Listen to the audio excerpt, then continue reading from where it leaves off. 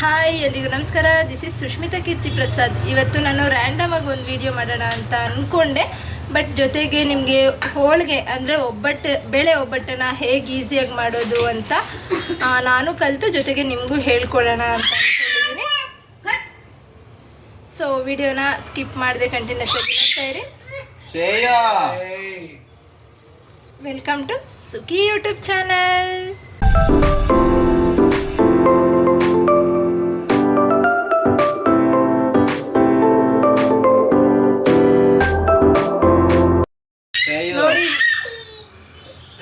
Video start ಮಾಡೋಣ ಅಂತ camera open ಮಾಡಿದೆ. ಜೊತೆಗೆ ಇವನಿದಾನಲ್ಲ, ನೋಡಿ ಕಾಣಿಸ್ತಾ ಇದ್ದಾನಾ? ಸೊ ವಿಡಿಯೋನ ಸ್ಟಾರ್ಟ್ ಮಾಡೋಣ ಅಂತ ಅಂದ್ಕೊಂಡೆ. ನೋಡಿದ್ರೆ ಕರೆಂಟೇ ಹೊಟ್ಟೋಯ್ತು. ಬಟ್ ಏನು ಮಾಡೋಕ್ಕಾಗಲ್ಲ, ಇವಾಗ ಮಿಸ್ ಮಾಡೋಕ್ಕೆ ಆಗಲ್ಲ. ವಿಡಿಯೋನ ಕಂಟಿನ್ಯೂ ಮಾಡಲೇಬೇಕು. ಸೊ ಇವತ್ತಿನ ವಿಡಿಯೋ ಏನಪ್ಪ ಅಂದರೆ, ನಾನು ಹಬ್ಬದ ದಿನ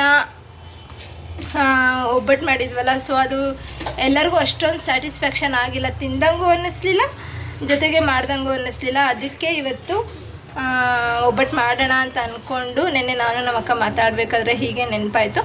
ಸೊ ಹಾಗೆ ಇವಾಗ ಒಬ್ಬಟ್ಟು ಮಾಡೋಣ, ಜೊತೆಗೆ ನಿಮಗೂ ಹೇಳ್ಕೊಡೋಣ ಅಂತ ಬಂದಿದ್ದೀನಿ. ಒಬ್ಬಟ್ಟೆಲ್ಲ ಮಾಡಾದಮೇಲೆ ಇನ್ಸ್ಟಾಗ್ರಾಮ್ ನೋಡಬೇಕಾದ್ರೆ ಈಸಿಯಾಗಿ ಒಬ್ಬರು ಹೇಗೆ ಮಾಡೋದು ಅಂತ ಹೇಳ್ಕೊಡ್ತಾಯಿದ್ರು. ಸೊ ಇವಾಗ ನನ್ನ ಜೊತೆ ನೀವು ಒಬ್ಬಟ್ಟು ಮಾಡೋದನ್ನು ಬೇಗ ಕಲೀರಿ. ಓಕೆ, ಇವಾಗ ನಾನು ಒಬ್ಬಟ್ಟು ಮಾಡೋದಕ್ಕೆ ತೊಗರಿಬೇಳೆ ಅಂದರೆ ಬೇಳೆ ಸಾರು ಮಾಡ್ತೀವಲ್ಲ, ಆ ಬೇಳೆನ ತೊಗೊಂಡಿದ್ದೀನಿ. ಯೂಶ್ವಲಿ ಒಬ್ಬೊಬ್ಬರು ಒಬ್ಬಟ್ಟನ್ನು ಯಾವುದದು ಕಡಲೆಬೇಳೆಯಲ್ಲೂ ಮಾಡ್ತಾರೆ. ಸೊ ನಾವು ಹಬ್ಬದ ದಿನ ಕಡಲೆಬೇಳೆಯಲ್ಲಿ ಮಾಡಿದ್ವಿ. ಸೊ ಇವಾಗ ತೊಗರಿಬೇಳೆಯಲ್ಲಿ ಮಾಡೋಣ ಅಂತ ಮಾಡ್ತಾಯಿದ್ವಿ. ಇದನ್ನು ಹಾಗೆ ಕೂಡ ಬೇಯಿಸ್ಕೋಬೋದು, ಅಂದರೆ ಇದನ್ನು ಪೂರ್ತಿ ಬೇಯಿಸ್ಕೊಳ್ಳೋ ಆಗಿಲ್ಲ, ಮುಕ್ಕಾಲು ಭಾಗ ಮಾತ್ರ ಬೇಯಿಸ್ಕೋಬೇಕು. ಹಾಗಾಗಿ ನಾನು ಕುಕ್ಕರಲ್ಲಿ 1 ವಿಷಲ್ ಹೊಡ್ಕೊಂಡಿದ್ದೀನಿ. ಕುಕ್ಕರಲ್ಲಿ ಬೇಗ ಬೇಯುತ್ತೆ ಅನ್ನೋರು ಹಾಗೆ ಕೂಡ ಕುದಿಸ್ಕೊಂಡು, ಇವಾಗ ತೋರಿಸ್ತಾ ಇದ್ದೀನಲ್ಲ ಆ ಲೆವೆಲ್ಗೆ ಕುದಿಸ್ಕೊಂಡು ಇವಾಗ ನೀರನ್ನ ಶೋಧಿಸೋಕೆ ಇಟ್ಟಿದ್ದೀನಿ. ಈ ನೀರನ್ನ ಯಾವುದೇ ಕಾರಣಕ್ಕೂ ಚೆಲ್ಲಕ್ಕೆ ಹೋಗಬೇಡಿ, ಇದು ತುಂಬಾ ಇಂಪಾರ್ಟೆಂಟು. ಓಕೆ, ಇವಾಗ ಕಾಯಲ್ಲಿ ಒಂದು ಹಿಡಿ ಕಾಯಿ ಇರುತ್ತಲ್ಲ, ಅದರಲ್ಲಿ ಮುಕ್ಕಾಲು ಒಡೆದ್ರೆ ಒಂದು ದೊಡ್ಡ ಭಾಗ ಬರುತ್ತಲ್ಲ, ಆ ದೊಡ್ಡ ಭಾಗ ಕಾಯಿನ ಇಲ್ಲಿ ಸಣ್ಣದಾಗಿ ಕಟ್ ಮಾಡಿ ಹಾಕ್ಕೊಂಡಿದ್ದೀನಿ. ತುರಿದು ಬೇಕಾದರೂ ಹಾಕ್ಬೋದು ನೀವು. ಸೊ ಅದ್ರ ಜೊತೆಗೆ ಒಂದು 5 ರಿಂದ 6 ಏಲಕ್ಕಿ ಹಾಕ್ಕೊಂಡು ನೀರು ಹಾಕ್ತೀರಾ, ಸ್ವಲ್ಪ ಚೆನ್ನಾಗಿ ತರ್ತರಿಯಾಗಿ ರುಬ್ಕೋತಾ ಇದ್ದೀನಿ. ನಮಗೆ ತುರಿಯೋಕ್ಕೆಲ್ಲ ಟೈಮ್ ಇರಲಿಲ್ಲ, ಸೊ ಹಾಗಾಗಿ ಈ ಟಿಪ್ನ ಯೂಸ್ ಮಾಡಿದೆ. ತುರಿದಿರೋ ಥರನೇ ಎಷ್ಟು ಸಣ್ಣಗೆ ಇದು ಗ್ರೈಂಡ್ ಆಗಿದೆ ಅಂತ. ಸೊ ನಿಮ್ಗೆ ಟೈಮ್ ಇದ್ದವರು ಮಾಮೂಲಿ ತುರ್ಕೋಬೋದು, ಇಲ್ಲ ಅಂದರೆ ಈ ಥರ ಸಣ್ಣ ಸಣ್ಣ ಪೀಸ್ ಮಾಡಿ ಗ್ರೈಂಡ್ ಮಾಡಿದ್ರೆ ಅದು ತುರಿದಿರೋ ಥರನೇ ಸಣ್ಣಕ್ಕೆ ಬರುತ್ತೆ. ಉಂಡೆ ಬೆಲ್ಲ ಇರುತ್ತಲ್ಲ, ಅದನ್ನು ಸ್ವಲ್ಪ ಪುಡಿ ಮಾಡ್ಕೋತಾ, ಪಾಪು ಕೈಗೆ ಬೀಳುತ್ತೆ, ಎತ್ತು ಕೈ. ಉಂಡೆ ಬೆಲ್ಲನ ಸ್ವಲ್ಪ ಪುಡಿ ಮಾಡ್ಕೋತಾ ಇದ್ದೀನಿ. ಇಂದ ಬಿಡೇ ಬಿಯೇ ನೋಡಿ, ಇವ್ನು ಮಾಡೋಕ್ಕೆ ಬಿಡಲ್ಲ. ಬಿಡುಕಂದ ನಮ್ಮ ಬೇಗ ಮಾಡೋಣ.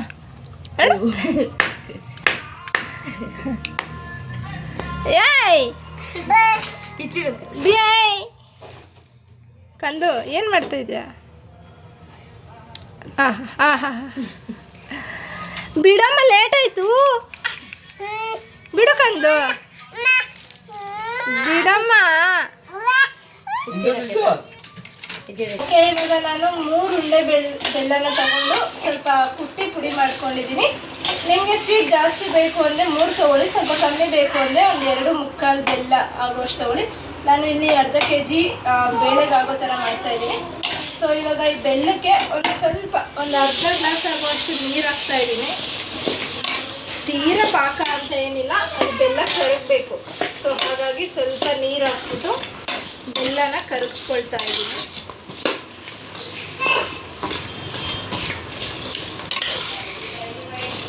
ಮೂಯಲ್ಲ ಅಷ್ಟೇ ಕರಗಿತಾನೆ.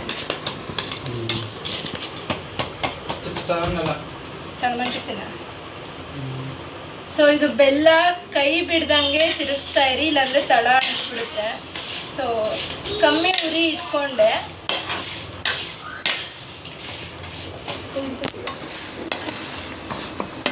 ಆ ಬೆಲ್ಲದ ಗಮನೇ ಚಂದ.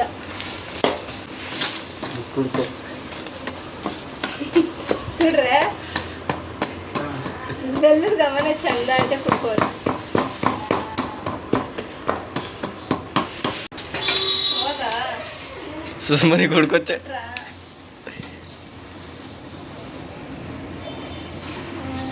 ಅವ್ನ ಆ್ಯಪ್ ಅದೇನೋ ಹೇಳ್ತಾನಂತ ನೋಡು.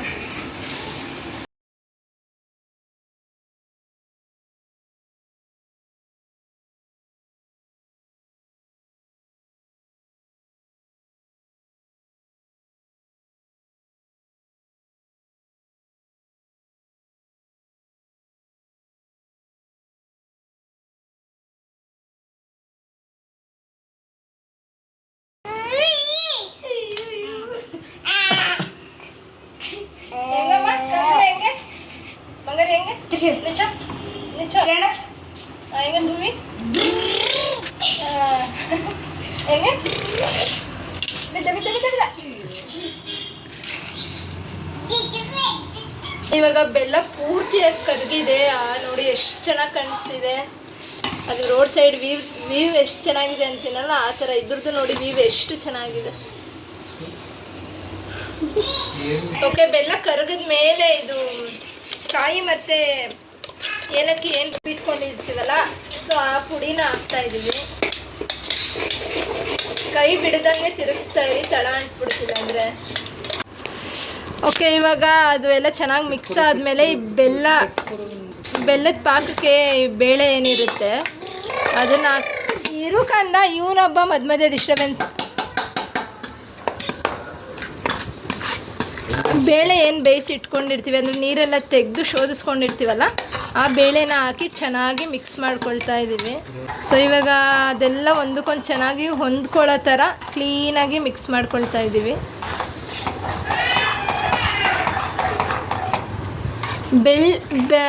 ಬೇಳೆನ ನಾವು ಒಂದು 95% ಆಗೋಷ್ಟು ಬೇಯಿಸ್ಕೊಂಡಿದ್ದೀವಿ. ಇನ್ನು 5% ಏನಿದೆ ಅದು ಈ ಬೆಲ್ಲದ ಜೊತೆ ಅದು ಬೇಯಬೇಕು. ಸೊ ಆವಾಗ 100% ಬೆಲ್ಲ ಬೆಂದಂಗೆ, ಬೇಳೆ ಬೆಂದಂಗೆ.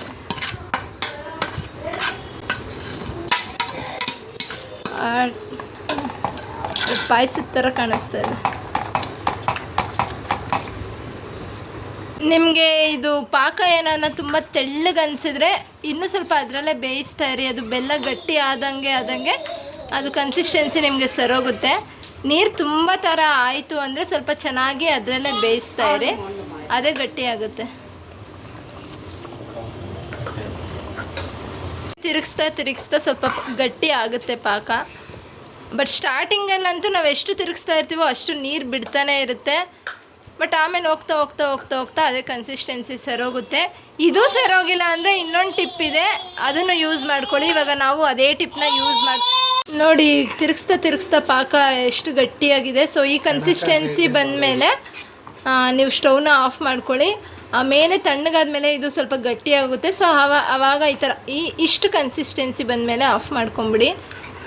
ನೀರು ಬಿಡ್ತಾ ಇದೆ, ನೀರು ಜಾಸ್ತಿ ಆಯಿತು ಅಂತ ಯಾರೂ ಟೆನ್ಷನ್ ತೊಗೊಳಕ್ಕೆ ಹೋಗಬೇಡಿ. ಅದು ಅದ್ರ ಪಾಡಿಗೆ ಅದನ್ನು ಕುದಿಯೋಕ್ಕೆ ಬಿಟ್ಬಿಡಿ. ಬೇಳೆನೂ ಅಷ್ಟೇ ತುಂಬ ನುಣ್ಣಗಾಗೋಕ್ಕೂ ಏನು ಹೋಗಲ್ಲ. ಅದ್ರ ಪಾಡಿಗೆ ಅದನ್ನು ತಿರುಗಿಸ್ತಾ ಇರಿ, ತಳ ಅಂಟದೇ ಇದ್ದಂಗೆ. ಅದು ಈ ಕನ್ಸಿಸ್ಟೆನ್ಸಿಗೆ ಬರುತ್ತೆ. ಈ ಕನ್ಸಿಸ್ಟೆನ್ಸಿ ಬಂದ ಮೇಲೆ ಆಫ್ ಮಾಡ್ಕೊಳ್ಳಿ. ತಣ್ಣಗಾದ್ಮೇಲೆ ಇನ್ನೂ ಗಟ್ಟಿಯಾಗುತ್ತೆ.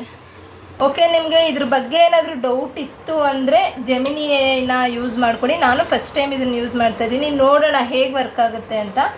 ಸೊ ಜೆಮಿನಿನ ಓಪನ್ ಮಾಡಿಕೊಂಡು ಇಲ್ಲಿ ಲೈವ್ ಆಪ್ಷನ್ ಇರುತ್ತೆ. ಇಲ್ಲಿ ಲೈವ್ ಆಪ್ಷನ್ ಇದೆಯಲ್ಲ ಮೈಕ್ ಪಕ್ಕ, ಸೊ ಅದನ್ನು ಪ್ರೆಸ್ ಮಾಡಿ. ಇಲ್ಲಿ ವಿಡಿಯೋ ಬಟನ್ ಇರುತ್ತೆ, ಅದನ್ನು ಪ್ರೆಸ್ ಮಾಡಿದ್ರೆ ಅದು ನಮ್ಮ ಆಪೋಸಿಟ್ ಏನಿರುತ್ತೆ ಅದನ್ನು ನೋಡಿಕೊಂಡು ನಾವೇನು ಕ್ವಶನ್ ಕೇಳ್ತೀವೋ ಅದ್ರ ಬಗ್ಗೆ ಅದು ಆನ್ಸರ್ ಮಾಡುತ್ತೆ. ಸೊ ಇರಿ ಹೇಗಿರುತ್ತೆ ಅಂತ ಟ್ರೈ ಮಾಡೋಣ. ಈ ಹೂರ್ಣದ ಕನ್ಸಿಸ್ಟೆನ್ಸಿ ಕರೆಕ್ಟಾಗಿದೆಯಾ ಬೇಳೆ ಒಬ್ಬಟ್ಟಿಗೆ? ಹೌದು, ಇವಾಗ ನೋಡಕ್ಕೆ ಬೇಳೆ ಒಬ್ಬಟ್ಟು ಹೂರಣದ ಹದ ಸರಿಯಾಗಿದೆ ಅಂತ ಅನಿಸುತ್ತೆ. ನೀವು ವಿಡಿಯೋದಲ್ಲಿ ತೋರಿಸ್ತಾ ಇರೋ ಹಾಗೆ ಅದು ಪಾತ್ರೆ ಬದಿಯನ್ನ ಬಿಡ್ತಾ ಇದೆ. ಪೂರ್ತಿ ತಣ್ಣಗಾದ್ಮೇಲೆ ಇನ್ನೊಂದು ಸ್ವಲ್ಪ ಗಟ್ಟಿ ಆಗುತ್ತೆ. ಮುಂದಿನ ಹಂತ ಶುರು ಮಾಡೋಣವೇ? ಅಲ್ಲಿವರೆಗೆ ಬೇರೆ ಏನಾದರೂ ಸಹಾಯ ಬೇಕೆ? ಇವಾಗ ಸ್ಟವ್ ಆಫ್ ಮಾಡ್ಬೋದಾ ನಾವು? ಆಫ್ ಮಾಡ್ಬೋದು. ವಿಡಿಯೋದಲ್ಲಿ ನೋಡುವಾಗ ಕನ್ಸಿಸ್ಟೆನ್ಸಿ ಸರಿಯಾಗಿದೆ ಅಂತ ಅನಿಸುತ್ತೆ. ಆರಿದ್ಮೇಲೆ ಇನ್ನೊಂದು ಸ್ವಲ್ಪ ಗಟ್ಟಿ ಆಗುತ್ತೆ. ಆಮೇಲೆ ಮುಂದಿನ ಕೆಲಸ ಶುರು ಮಾಡೋಣ. ಅಲ್ಲಿವರೆಗೆ ಬೇರೆ ಏನಾದರೂ ಸಹಾಯ ಬೇಕೆ?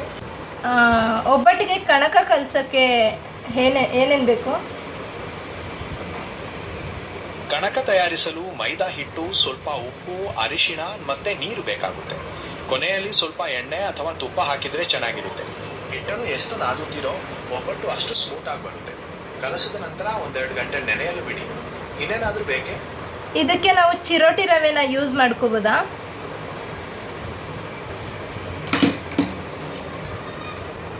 ಒಬ್ಬಟ್ಟಿನ ಕಣಕಕ್ಕೆ ಚಿರೋಟಿ ರವೆನ ಉಪಯೋಗಿಸಬಹುದು. ಆದರೆ ಪೂರ್ತಿ ರವೆನಲ್ಲೇ ಮಾಡೋ ಬದಲು ಮೈದಾ ಹಿಟ್ಟಿನೊಂದಿಗೆ ಸ್ವಲ್ಪ ಚಿರೋಟಿ ರವೆ ಬೆರೆಸಿದ್ರೆ ಕಣಕ ಮೃದುವಾಗಿ ಬರುತ್ತೆ. ನಿಮಗೆ ಬರೀ ರವೆನಲ್ಲೇ ಮಾಡಬೇಕಾ ಅಥವಾ ನಾನು ಹೇಳಿದ ಹದದಲ್ಲಿ ಬೇಕಾ? ಮೈದಾ ಹಿಟ್ಟು ಮಿಕ್ಸ್ ಜೊತೆಗೆ ಬೇಕು.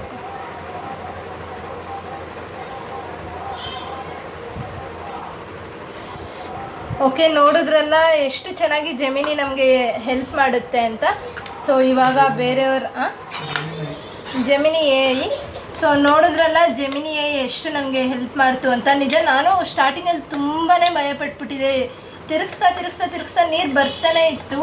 ಸೊ ಏನು ಮಾಡೋದು ಅಂತ ಯೋಚನೆ ಮಾಡ್ತಿದ್ದೆ. ಸೊ ನನ್ನ ತಮ್ಮ ಇದು ಆ್ಯಪ್ ಯೂಸ್ ಮಾಡು ಅಂತ ಹೇಳ್ದ. ಇದು ಯಾವುದೇ ರೀತಿ ಪ್ರಮೋಷನ್ ವಿಡಿಯೋ ಅಲ್ಲ, ನನಗೇನು ಎಕ್ಸ್ಪೀರಿಯೆನ್ಸ್ ಆಯಿತು ಅದನ್ನು ನಾನು ಶೇರ್ ಮಾಡಿಕೊಂಡೆ ಅಷ್ಟೇ. ಸೊ ನಿಜ ಇದರಿಂದ ನಂಗೆ ತುಂಬ ಯೂಸ್ ಆಯಿತು. ನಿಮಗೂ ಈ ಥರ ಏನಾರ ಪ್ರಾಬ್ಲಮ್ಸ್ ಇದ್ದರೆ ಇದನ್ನು ಯೂಸ್ ಮಾಡ್ಕೋಬೋದು.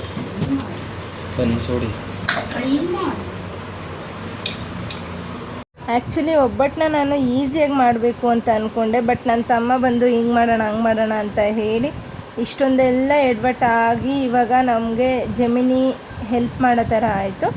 ಸೊ ನಿಮಗೂ ಅಷ್ಟೇ ಏನಾರ ತೊಂದರೆ ಆಯಿತು ಅಂದರೆ ನಾನು ಯೂಸ್ ಮಾಡೋದ್ನೆಲ್ಲ ಆ ಟಿಪ್ಸ್ನೆಲ್ಲ ಯೂಸ್ ಮಾಡ್ಕೊಳ್ತಾ ಹೋಗಿ. ನೋಡಿ, ನಿಮಗೆ ಏನದು ಹೂರಣದ್ದು ಹದ ಇನ್ನೂ ಸರೋಗಿಲ್ಲ ಅಂದರೆ ನಮ್ಮದು ಸ್ವಲ್ಪ ತೆಳ್ಳಗಾಯಿತು ನೋಡಿ, ಸ್ವಲ್ಪ ತೆಳ್ಳಗಾಯಿತು ಹದ. ಸೊ ಹಾಗಾಗಿ ಮತ್ತೆ ಬಾಣಲಿಗೆ ಹಾಕಿ ಬಿಸಿ ಮಾಡ್ತಾಯಿದ್ದೀವಿ. ಸೊ ಬಾಣಲಿಗೆ ಹಾಕ್ತಾ ತುಂಬಾ ತಳ ಹಿಡಿತದು. ಒಂಚೂರು ನೀವು ಕೈ ಬಿಡಬಾರ್ದು, ಆ ಥರ ತಿರುಗಿಸ್ತಾ ಇರಬೇಕು. ಇದನ್ನು ಆ ಥರ ತಿರುಗಿಸ್ತಾ ಇದ್ದರೆ ಹೂರಣ ಕರೆಕ್ಟ್ ಹದಕ್ಕೆ ಬರುತ್ತೆ.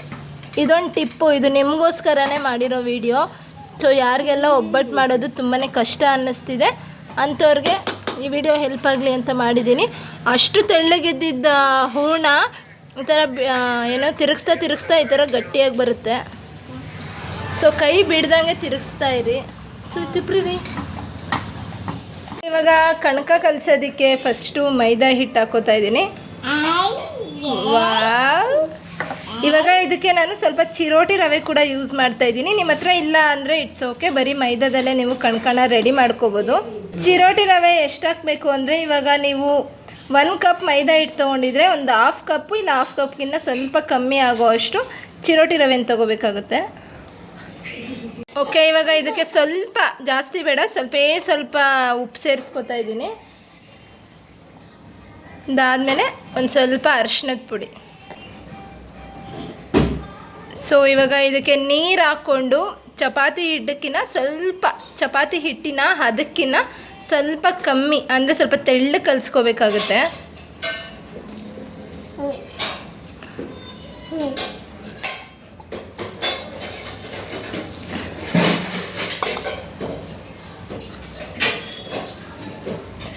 ಅಯ್ಯಯ್ಯೋ, ಈ ಥರ ತೆಳ್ಳಗಾಗಿರುತ್ತೆ. ಇಂಥ ಟೈಮಲ್ಲಿ ನಾವು ಎಣ್ಣೆನ ಹಾಕ್ಕೋಬೇಕಾಗುತ್ತೆ. ಇದು ಹಿಟ್ಟು ನಾದದಷ್ಟು ಚೆನ್ನಾಗಿ ಬರುತ್ತೆ. ಸೊ ಈ ಕನ್ಸಿಸ್ಟೆನ್ಸಿ ಬರಬೇಕು. ಇವಾಗ ಚೆನ್ನಾಗಿ ನಾದಬೇಕು ಅಂದರೆ ಎಣ್ಣೆ ಸ್ವಲ್ಪ ಜಾಸ್ತಿ ಹಾಕ್ಕೊಳ್ಳಿ.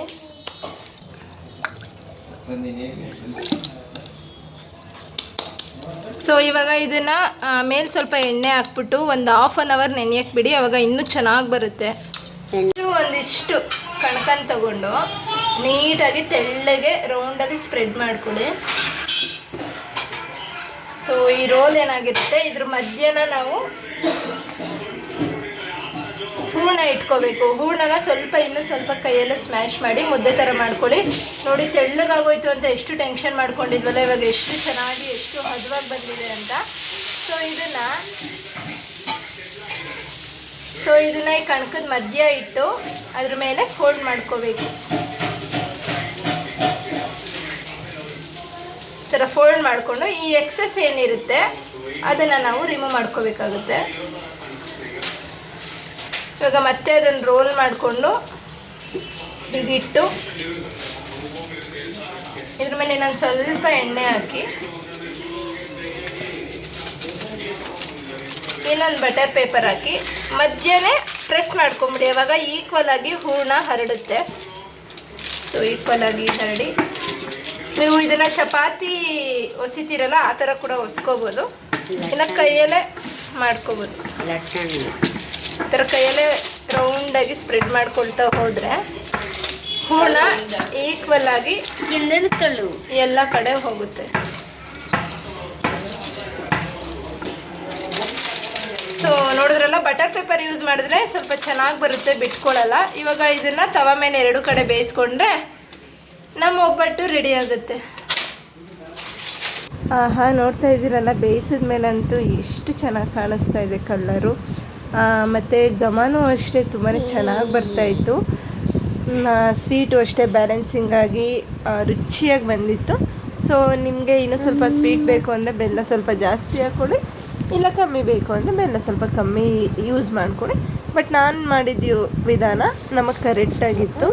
ಸೊ ಒಬ್ಬಟ್ಟನ್ನ ಈಸಿಯಾಗಿ ಹೇಗೆ ಮಾಡೋದು ಅಂತ ಗೊತ್ತಾಯ್ತಲ್ಲ. ನೆಕ್ಸ್ಟು ನಾವು ಬೇಳೆ ಶೋಧಿಸ್ಕೊಂಡಿದ್ವಲ್ಲ ನೀರು, ಅದರಿಂದ ರಸಮ್ ಇಲ್ಲ ಒಬ್ಬಟ್ಟಿನ ಸಾರು ಹೇಗೆ ಮಾಡೋದು ಅಂತ ನೋಡೋಣ ಬನ್ನಿ. ಅಂದರೆ ಒಬ್ಬಟ್ಟಿನ ರಸ ಅಂದರೆ ನಾವು ಹೇಗೆ ಮಾಡ್ತೀವಿ ಅಂದರೆ, ಇವಾಗ ಇದು ಬೇಳೆ ಶೋಧಿಸಿದ ನೀರು, ನಾನು ಇದಕ್ಕೆ 3 ಟೊಮೆಟೊ, 1 ಹಿಡಿ ಆಗೋಷ್ಟು ಹುಣಸೆಹಣ್ಣ, 2 ಲೋಟ ಆಗೋಷ್ಟು ನೀರು ಹಾಕ್ಕೊಂಡು ಒಂದು ಸ್ವಲ್ಪ ಉಪ್ಪು ಹಾಕ್ಕೊಂಡು ಚೆನ್ನಾಗಿ ಕುದಿಸ್ಕೊಂಡು ಬೇಯಿಸ್ಕೊಂಡಿದ್ದೀನಿ. ಜೊತೆಗೆ ಸೈಡಲ್ಲಿ ನಾನು 1-2 ಸ್ಪೂನ್ ಆಗೋವಷ್ಟು ಜೀರಿಗೆ, 1-2 ಸ್ಪೂನ್ ಆಗೋವಷ್ಟು ಮೆಣಸನ್ನ ಡ್ರೈ ರೋಸ್ಟ್ ಮಾಡಿ ಇಟ್ಕೊಂಡಿದ್ದೀನಿ. ಇವಾಗ ಒಬ್ಬಟ್ಟಿನ ಸಾರು ಅಥವಾ ಬೇಳೆ ಕಟ್ಟಿನ ಸಾರು ಅಥವಾ ರಸಮ್ಮು ಇದನ್ನು ಹೇಗೆ ಮಾಡೋದು ಅಂದರೆ, ಒಂದು ಪಾತ್ರೆಗೆ ಎಣ್ಣೆ ಹಾಕ್ಕೊಂಡು ಎಣ್ಣೆ ಕಾದ ಮೇಲೆ ಸ್ವಲ್ಪ ಸಾಸಿವೆ,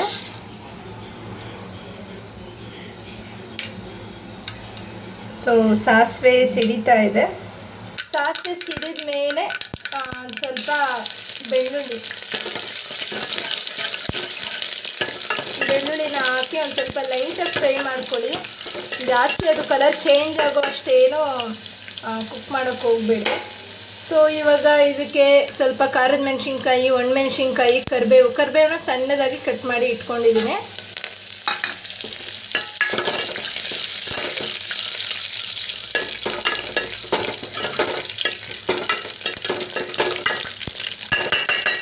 ಸೊ ಇದು ಫ್ರೈ ಆದಮೇಲೆ ಸ್ವಲ್ಪ ಅರಿಶಿಣದ ಪುಡಿ ಹಾಕ್ಕೋಬೇಕು.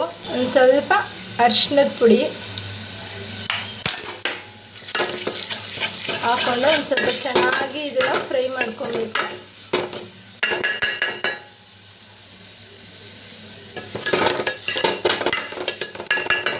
ಇದು ಚೆನ್ನಾಗಿ ಫ್ರೈ ಆದಮೇಲೆ ಆಗಲೇ ಬೇಯಿಸಿ ಇಟ್ಕೊಂಡಿದ್ವಲ್ಲ ಟೊಮ್ಯಾಟೊ ಮತ್ತು ಹುಣಸೆಹಣ್ಣು, ಸೊ ಅದನ್ನು ಚೆನ್ನಾಗಿ ಕೈಯಲ್ಲೇ ಕಿವುಚ್ಕೋಬೇಕು. ಅದನ್ನು ಕಿವುಚ್ಕೊಂಡಿರೋ ನೀರನ್ನ ಇವಾಗ ಒಗ್ಗರಣೆಗೆ ಸೇರಿಸ್ಕೊತಾ ಇದ್ದೀನಿ. ಅದು ಟೊಮ್ಯಾಟೊ ಮತ್ತು ಹುಣಸೆಹಣ್ಣು ಸಿಪ್ಪೆಯನ್ನು ತೆಗಿಯೋಕ್ಕೆ ಹೋಗಬೇಡಿ, ಅದರದ್ದೇ ಫ್ಲೇವರ್ ಚೆನ್ನಾಗಿರೋದು ಇದರಲ್ಲಿ. ಇದು ಸ್ವಲ್ಪ ಕುದ್ದ ಮೇಲೆ ಈ ಒಬ್ಬಟ್ಟಿಂದು ನೀರೇನಿತ್ತು ಅದನ್ನು ಸೇರಿಸ್ಕೊತಾ ಇದ್ದೀನಿ. ಆ್ಯಕ್ಚುಲಿ ಇದನ್ನು 2-3 ಥರ ಮಾಡ್ತಾರೆ. ಒಂದೊಂದು ಕಡೆ ಏನದು ಬಸ್ಸಾರು ಅಂದರೆ ಖಾರ ಹಾಕಿ ರೆಡ್ ಕಲರ್ ಬರುತ್ತೆ, ಅದು ಆ ಥರ ಕೂಡ ಮಾಡ್ತಾರೆ. ಬಟ್ ನಮಗೆ ಈ ಜೀರಿಗೆ ರಸ ಬರುತ್ತಲ್ಲ ಆ ಥರ ಮಾಡಿದ್ರೇ ಇಷ್ಟ. ಸೊ ಹಾಗಾಗಿ ನಾನು ನಮ್ಮ ಕಡೆ ಯಾವ ಥರ ಮಾಡ್ತಾರೆ, ನಮ್ಮ ಕಡೆ ಅನ್ನೋದಕ್ಕಿಂತ ನಾವು ಹೇಗೆ ಮಾಡ್ತೀವಿ ಆ ಥರ ತೋರಿಸಿದ್ದೀನಿ. ಇವಾಗ ಅದಕ್ಕೆ ರುಚಿಗೆ ತಕ್ಕಷ್ಟು ಕಲ್ಲುಪ್ಪು ಹಾಕ್ತಾಯಿದ್ದೀನಿ. ಇವಾಗ ಇದೆಲ್ಲ ಸ್ವಲ್ಪ ಒಂದಕ್ಕೊಂದು ಚೆನ್ನಾಗಿ ಫ್ರೈ ಆಗಬೇಕು. ಅಲ್ಲಿವರೆಗೂ ಇದನ್ನು ಸ್ವಲ್ಪ ಚೆನ್ನಾಗಿ ಕುದಿಸ್ಕೋಬೇಕಾಗುತ್ತೆ. ಓಕೆ, ಇವಾಗ ಇದಕ್ಕೆ ಸ್ವಲ್ಪ ನೀರು ಸೇರಿಸ್ಕೊತಾ ಇದ್ದೀನಿ. ಕನ್ಸಿಸ್ಟೆನ್ಸಿ ನೋಡ್ಕೊಳ್ಳಿ, ನಿಮಗೆ ಎಷ್ಟು ಬೇಕೋ ಅಷ್ಟು ನೀರನ್ನ ಸೇರಿಸ್ಕೊಳ್ಳಿ.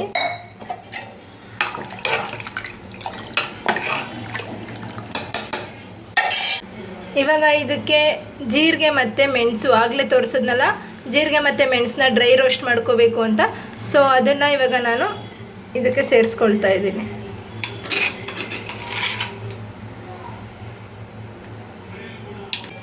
ನೋಡಿ, ನಿಮ್ಮ ಖಾರ ಎಷ್ಟು ಬೇಕೋ ಆ ಕನ್ಸಿಸ್ಟೆನ್ಸಿ ನೋಡಿಕೊಂಡು ಒಂದು ಸ್ವಲ್ಪ ಇದಕ್ಕೆ ಹೂರಣ, ಇವಾಗ ಒಬ್ಬಟ್ಟಿಗೆ ಹೂರಣ ಮಾಡಿಟ್ಕೊಂಡಿದ್ವಲ್ಲ, ಸೊ ಅದನ್ನು ಇವಾಗ ಇದಕ್ಕೆ ಸೇರಿಸ್ಕೊಳ್ತಾ ಇದ್ದೀನಿ. ಇದರಿಂದನೇ ಇದಕ್ಕೆ ರುಚಿ ಜಾಸ್ತಿ ಆಗೋದು. ಅಂದರೆ ಒಬ್ಬಟ್ಟಿನ ಸಾರು ಅಂತಾರಲ್ಲ, ಸೊ ಆ ರುಚಿ ಬರೋದೇ ಇದಕ್ಕೆ ಹೂರಣದಿಂದ ಮತ್ತು ಬೇಳೆ ನೀರು ತೆಗೆದಿಟ್ಟಿರ್ತೀವಲ್ಲ ಅದರಿಂದ. ಸೊ ಕೊನೆಯದಾಗಿ ಇವಾಗ ನಾನು ಕೊತ್ತಂಬರಿ ಸೊಪ್ಪನ್ನ ಹಾಕ್ತಾಯಿದ್ದೀನಿ. ಸೊ ಕೊತ್ತಂಬರಿ ಸೊಪ್ಪು ಹಾಕಿ ಸ್ವಲ್ಪ ಚೆನ್ನಾಗಿ ಕುದಿಸ್ಕೊಂಡ್ರೆ ಒಬ್ಬಟ್ಟಿನ ಸಾರು ರೆಡಿ ಆಗುತ್ತೆ. ಓಕೆ, ನೋಡಿದ್ರಲ್ಲ ಹೇಗೆ ಒಬ್ಬಟ್ಟು ಮಾಡೋದು ಅಂತ. ನಾನು ಈಸಿಯಾಗಿ ಆಗುತ್ತೆ ಅಂದ್ಕೊಂಡೆ, ಬಟ್ ಪರವಾಗಿಲ್ಲ, ಲಿಟಲ್ ಬಿಟ್ ಕಷ್ಟ ಇತ್ತು. It's okay. ಬಟ್ ಏನೇನು ಪ್ರಾಬ್ಲಮ್ ಆದರೆ ಏನೇನು ಮಾಡಬೇಕು ಅಂತ ಕೂಡ ನಾನು ಈ ವಿಡಿಯೋದಲ್ಲಿ ಹೇಳಿದ್ದೀನಿ. ಸೊ ಐ ಹೋಪ್ ಈ ವಿಡಿಯೋ ನಿಮಗೆ ಇಷ್ಟ ಅನ್ನೋದಕ್ಕಿಂತ ಯೂಸ್ಫುಲ್ ಆಗುತ್ತೆ ಅಂತ ಅನ್ಕೋತೀನಿ. ಲೈಕ್ ಮಾಡಿ, ಕಮೆಂಟ್ ಮಾಡಿ, ಶೇರ್ ಮಾಡಿ. ಆವಾಗ ಈ ಥರ ಮನೇಲಿ ಏನಂತಾರೆ ಡಿಫ್ರೆಂಟ್ ಐಟಮ್ಸ್ನ ಟ್ರೈ ಮಾಡ್ತಾಯಿರಿ, ತಿಂತಾಯಿರಿ, ನಿಮ್ಮವ್ರಿಗೆ ತಿನ್ನಿಸ್ತಾ ಇರಿ ಅಂತ ಹೇಳ್ತಾ ಈ ವಿಡಿಯೋನ ಇಲ್ಲಿಗೆ ಏನು ಮಾಡ್ತಾಯಿದ್ದೀನಿ. ಸಬ್ಸ್ಕ್ರೈಬ್ ಮಾಡಿದೆ ಯಾರೆಲ್ಲ ಇನ್ನೂ ವಿಡಿಯೋ ನೋಡ್ತಾ ಇದ್ದೀರಾ, ಪ್ಲೀಸ್ ಸಬ್ಸ್ಕ್ರೈಬ್ ಮಾಡಿಕೊಂಡು ನೋಡಿ. ನೆಕ್ಸ್ಟ್ ವಿಡಿಯೋದಲ್ಲಿ ಇನ್ನೂ ಡಿಫ್ರೆಂಟ್ ವಿಡಿಯೋಗಳನ್ನ ನಿಮ್ಮ ಮುಂದೆ ತರೋಕ್ಕೆ ಟ್ರೈ ಮಾಡ್ತೀನಿ. ಹೀಗೆ ಸಪೋರ್ಟ್ ಮಾಡ್ತಾಯಿರಿ. ಬಾಯ್ ಬಾಯ್.